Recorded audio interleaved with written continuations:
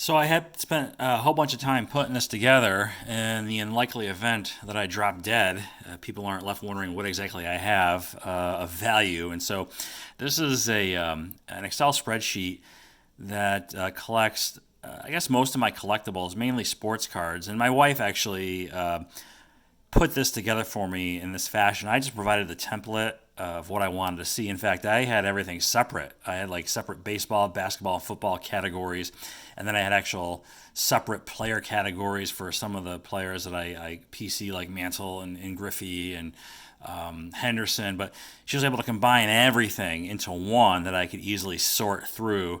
I could sort any one of these column headings, I guess. So yeah, and so this definitely cleans things up a bit collection wise for me.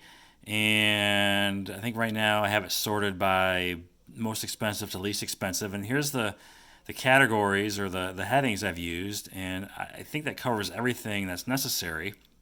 Value date is me going to eBay and trying to get an estimate of value based on comps or extrapolating to the best of my ability. And then the date I've entered that price over here. And I actually updated a couple recently because the prices have been very volatile. These were all entered in May, right? And so pricing was just ridiculous last month. So I've brought down the Jordan and Tom Brady rookie cards a little bit.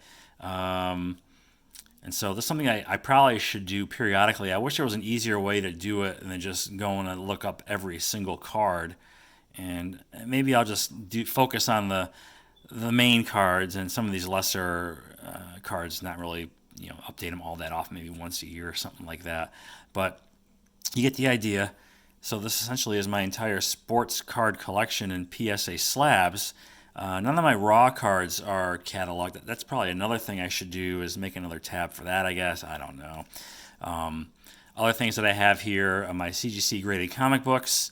And I haven't done comics in a while. I do buy them monthly off the rack, my local comic store. I buy several titles every month. But graded books, there's nothing on my radar. Although I am giving serious consideration to joining CGC, and I want to submit several books that I have in my collection for grading. So I'm thinking that would be a good subject for a future episode of Friday Night Comics, which I haven't done in quite some time. And then what I do here, this is, hide that. This one is Star Wars. These are my replica props, which I bought a lot of these. This was probably from a period of 2002 to 2005, I would say, that I acquired these products, and honestly they take up a lot of room, and I'm giving some serious consideration to selling some and maybe putting them into sport cards, vintage cards, something much easier to store. It takes up less space, and yeah, so we'll see. I just as I'm doing some consolidating of the collection and thinking about things, and I just realized I just got too much crap and maybe should let some of it go. But really, the big deal was getting my sports cards here sorted out. And also what's nice, too, is one of my future video topics, and I may have mentioned in the past, was I want to do like a Topps Gold showcase. And so instead of having to go through every one of my slabs and tracking them all down, wondering which are gold, I mean, I have a sense of which ones are and aren't, but I could just deselect here. And if I type in gold, and then, I don't want Leaf or Leaf Gold or Panini. So Topps Traded and Topps Update. And there's my Topps Gold collection right there. So that keeps it simple. And if I do future, I guess, top 10 lists or top whatever lists, I mean, providing that I've updated these cards to current levels, if I want to do my top 10, say, basketball cards, or top 20 or what have you, I can highlight basketball, and then these would be my best basketball cards. And I can cut it off at, 3 to 23, I don't know. Just count down to 20 spaces, but you get the idea. So something I spent time doing over the last, I guess, month or so.